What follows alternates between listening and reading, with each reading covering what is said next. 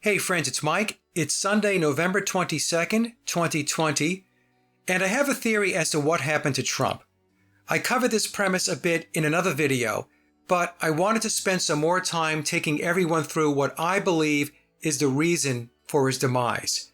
As I have mentioned in several videos, there is a centralized worldwide governance that is already in place and has been for a very long time.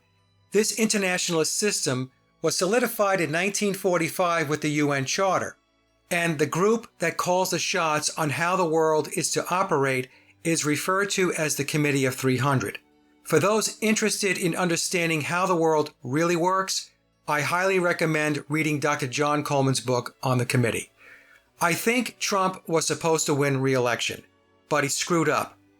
When the committee brought the CV PSYOP into play back in March of 2020, Trump was slow to implement the operation in the US. If you remember, he was not pushing masks or saying very much about CV in general. In contrast, we had Europe and the rest of the world going full steam ahead. Mask wearing, lockdowns, social distancing, arrests for noncompliance, etc. However, here in the US, Trump was not aggressively pushing the agenda. Instead, in the US, we had Fauci and Gates, who are mouthpieces for the one world government, pushing the narrative. So this created a problem for the committee because people would begin to tune them out and worse, start to question their authority to dictate anything. The problem for the committee was complicated even more by the fact that within the US, enforcement of the ritual mask wearing, social distancing, etc. was left to each governor, which resulted in inconsistencies in implementing the PSYOP and subsequent enforcement. But if the president took center stage and became the primary voice on CV, then the implementation of the mandates would have a perceived singular authority emanating directly from the White House. And Trump did not take on this role. This is why we now have Biden talking about a national mask mandate and meeting with the governors across the US. Biden is doing what Trump did not do. And because Trump did not do what he was told and take the lead on the CV PSYOP, he pissed the committee off and they threw him under the bus. I believe Trump was told in no uncertain terms that if he did not get with the program, he was out. And right after he was told this, we see him wearing a mask at Walter Reed Hospital, as well as stepping up his rhetoric on the rollout of a CV vaccine. But it was a little too late, because he was still not centralizing the narrative. Thus, Trump was in defiance of the committee's orders. His inaction resulted in the US lagging behind the rest of the world on the CV project plan, and this was intolerable to his bosses. If this wasn't bad enough, Trump's contrived performance of testing positive for COVID, admitted to the hospital, and then fully recovering in 3 days was the final straw. How can this be a serious pandemic if he's in and out of the hospital in 3 days and back to work? There is no question in my mind that the committee viewed this as Trump mocking them and flipping the bird. And that was that. He was out.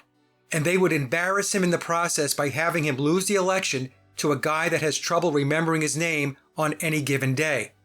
The committee is making sure an order follower resides at the White House.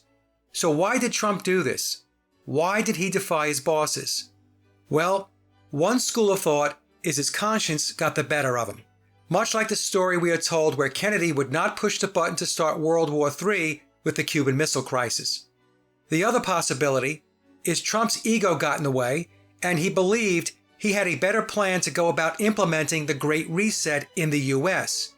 He knew the option not to do so was never on the table, but he mistakenly thought he could push the committee's ball forward on his terms. I personally think it's the latter. I believe Trump thought that he was actually in charge and running the country beyond the parameters of his job description. And like any big corporation, such as the US is, when the president of a company takes the business in a direction that the board of directors believes is against the interests of the stockholders and stakeholders, then there's a vote of no confidence and that president is out. I also think the election fraud, which was engineered to happen, was to place Trump in a position of looking desperate with the threats of recounts and lawsuits within a legal system that is controlled by the very same people that ousted him for insubordination. In fact, this morning I read that Trump's lawsuit in Pennsylvania was thrown out. Now, could the tables turn and Trump ends up with a second term? I guess anything is possible. But if my theory is correct, then we're looking at Biden for 4 years. Weekend at Bernie's is now playing at 1600 Pennsylvania Avenue. The comment section is open. Let me know what you think.